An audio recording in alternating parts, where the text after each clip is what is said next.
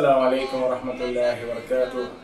الحمد لله رب العالمين والصلاة والسلام على رسول الله صلى الله تعالى عليه وعلى آله وصحبه أجمعين. كانوا بنسان يالا رك نجي سيونن تيمبي عليه الصلاة والسلام di ñaan yàlla borom bi subhanahu wa taala yal nañu yàlla jàppale zahiran wa batina yal nañu yàlla aar sàmm ñu laaxañu ko yàq ak bi hurmati la hawla wala quwwata illa billahi al-aliyyil azim.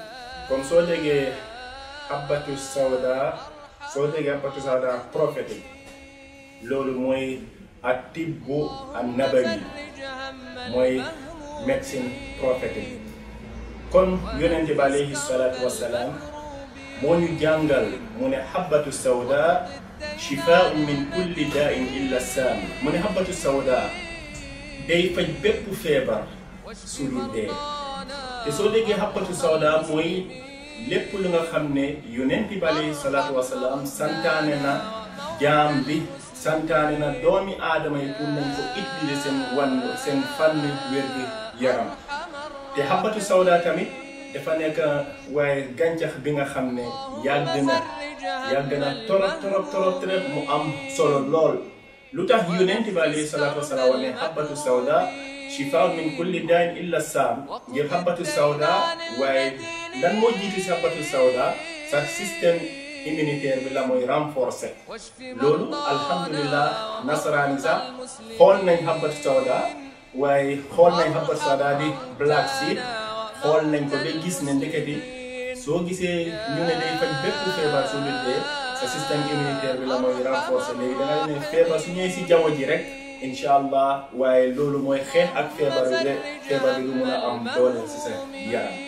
léegi nag lan mooy différence habbatu sawda nag waaye médecine prophétique ak moderne médecine waaye da ngaa gis ne waaye ñun suñu médicament yëpp bio naturel la amul effet secondaire.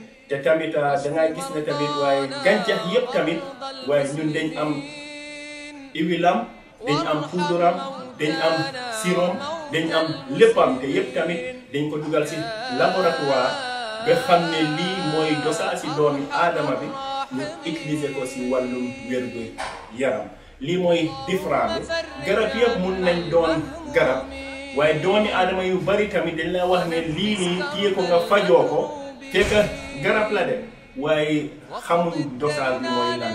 moo tax nag ñun tam ñu leen di jàngi bañ ci am ay diplôme yu kawe waaye adduna bi wóolu ñu yaakaar ñu gox-goxaan tamit wóolu ñu yaakaar ñu Sénégal yi tamit wóolu ñu yaakaar ñu ngir ne waaye yonent bi alayhi salaatu wasalaam yàlla ci boppam moo wax ne laa yantiqu anil hawa in huwa illa wahyun yuuha. mu ne yonent bi alayhi salaatu wasalaam du wax bi nga xam ne amul. lépp lu nga xam ne wax na ko xamal ne ci borom bi subhanahu wa taala la wax jooju jóge. moo tax na mu ne ñu habbatu sawda shifaa'un min kulli daa'in illa saam. mooy lan mooy habbatu sawda bile day faj bépp feebar su dul dee.